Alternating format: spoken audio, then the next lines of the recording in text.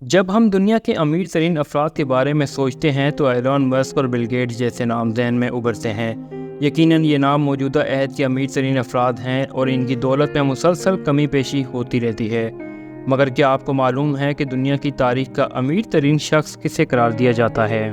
یعنی ایسا شخص جس کی دولت کا مقابلہ اب تک کوئی نہیں کر سکا، تو اس کے لیے ماضی میں یعنی 14ویں صدی میں جانا ہوگا۔ تاریخ دانوں کے مطابق دنیا کی تاریخ کا امیر ترین فرد مغربی افریقی ملک مالی پر حکومت کرنے والا ایک بادشاہ تھا۔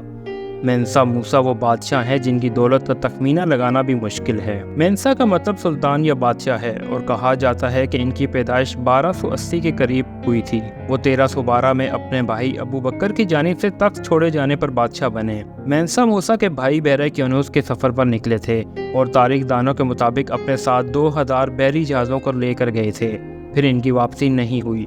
اس طرح مینسا موسیٰ مغربی افریقی سلطنت کے 9ویں سلطان بنے اور جب وہ تخت نشین ہوئے تو اس وقت بھی وہ بہت امیر تھے۔ تاریخ دانوں کے مطابق اس زمانے میں یہ سلطنت سب سے زیادہ مقدار میں سونا نکال رہی تھی اور دنیا کی مجموعی سپلائی کا 50% سے زیادہ حصہ اس کی ملکیت تھا۔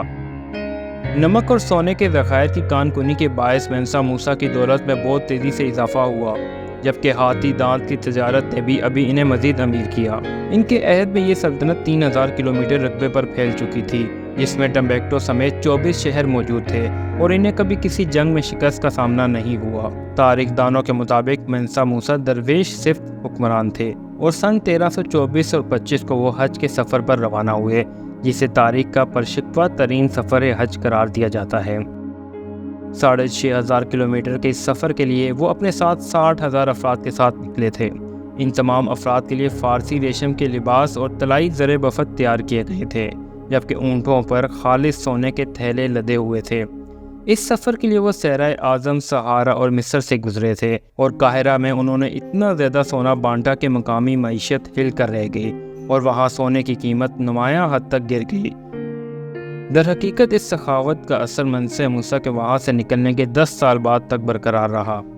حج سے واپسی پر مینسا موسیٰ نے اپنی سلطنت کی تعمیر نو پر کام شروع کیا اور ان کے عہد کی تعمیرات سے ان کا نام پوری دنیا میں مشہور ہوا۔